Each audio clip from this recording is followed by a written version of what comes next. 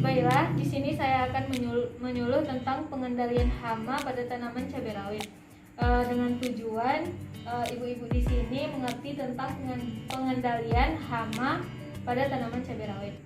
Dari permasalahan tersebut yaitu daun cabai menguning dan keriting, yaitu daun gulai, yaitu pada tanaman cabai ialah munculnya bercak-bercak kuning dan daun cabai yang lama-kelamaan meluas serta dengan keriting daun atau daun berhenti tumbuh.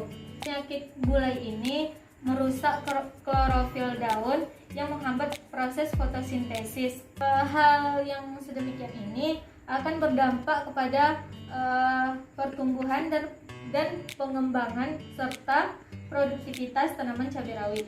Penyebab penyakit gulai ini atau bercak kuning pada tanaman cabai dan mengkeriting daun cabai ini yaitu karena virus Gemini yang biasanya menginfeksi tanaman cabai melalui serangga vektor seperti aphids, thrips, dan kutu kebul.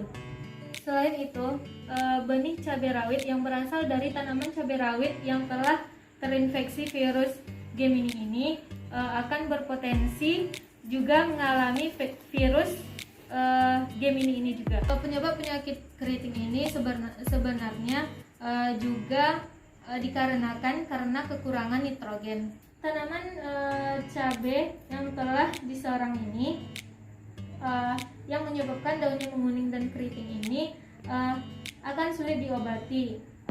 Namun kita bisa mencegahnya dengan mengendalikan hama pada penyakit cabai rawit ini. Hama ini dapat menyerang sepanjang musim, di mana tanaman yang berada dan menyerang semua jenis tanaman cabai yang ada di kebun tersebut.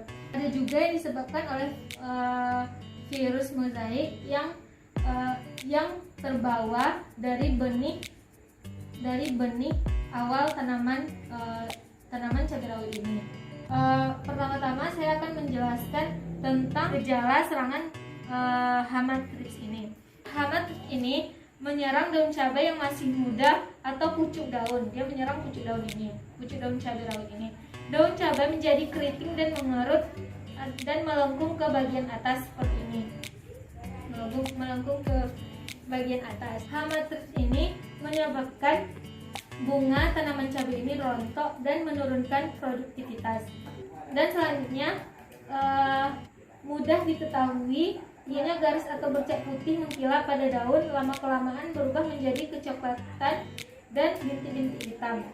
Cara mengendalikan hama thrips ini yaitu mengatur jarak tanam agar tidak terlalu rapat antara tanaman yang satu dengan yang lainnya, agar kan tadi dijelaskan hama thrips ini mudah melompat dari tanaman satu ke tanaman lainnya, yaitu mengatur jarak tanam sehingga tidak terlalu rapat. Selain itu, di dalam satu lahan tanaman cabai rawit itu tidak menanam bekas tanaman cabai, tomat, bawang merah, jeruk, dan tanaman lainnya yang disukai oleh hama thrips ini.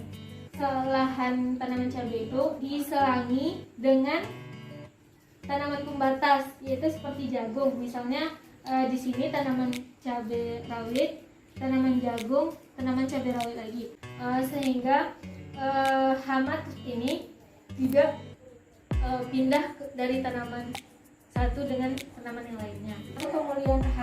Pemulihan tanaman yang telah tumbuh dari serangan hama thrips yang dapat dilakukan dengan pemupukan dan penyemprotan zat perangsang tumbuh seperti GA3, atonik, atau pupuk daun. Yang kedua, saya akan menjelaskan tentang hama tungau atau kutu kebul. Selanjutnya saya akan menjelaskan gejala serangan tungau. Yang pertama, gejala serangan tungau yang spesifik pada daun muda, keriting, dan melengkung menggulung ke bawah, dan menebal, membentuk seperti sendok terbalik.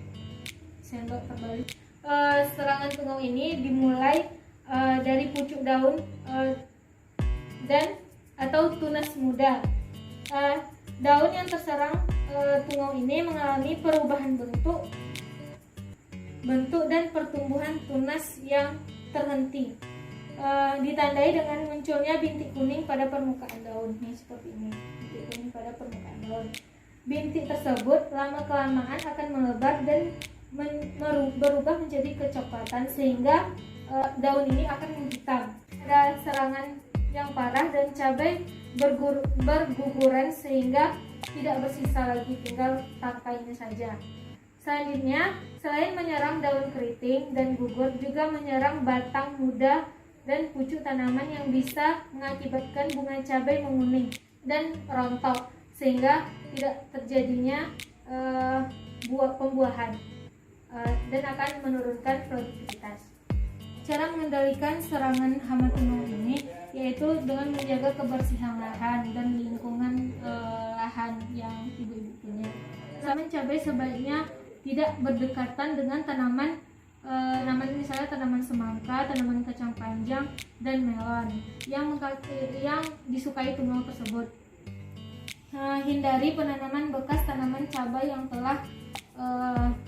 telah terinfeksi hama tunau. Cara mengendalikan serangan tunau ini yaitu penyemprotan insektisida nabati dengan ekstrak tembakau, bawang putih yang dicampur sedikit deterjen yang dilakukan penyemprotan pagi dan sore selama 2 hari sekali. Insektisida nabati ini yaitu berupa misalnya pengendali hama yang berasal dari tanaman, bukan dari pupuk kimia, yaitu misalnya berupa kunyit. Selanjutnya saya akan membahas hama yang ketiga yang menyerang daun tanaman cabai yang mengakibatkan daun ini menguning dan mengerut atau mengkeriting, yaitu apis. Hama apis ini hanya menyerang daun dan batang tanaman cabai dengan cara menghisap cairan yang ada di dalam tanaman ini. Serangan kutu ini sangat mudah dikenal, atau jika terlihat banyak semut bergelombol pada batang,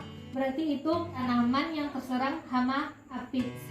Daun dan batang tanaman cabai mengerut dan mengkeriting dan menghambat pertumbuhannya. Kutu dan daun ini mengeluarkan embun madu atau honeydew yang sangat disukai semut.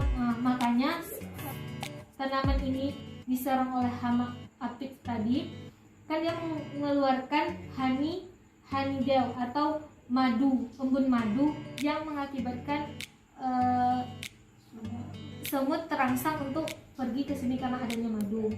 Terus daun yang terserang hama apis ini berwarna hitam.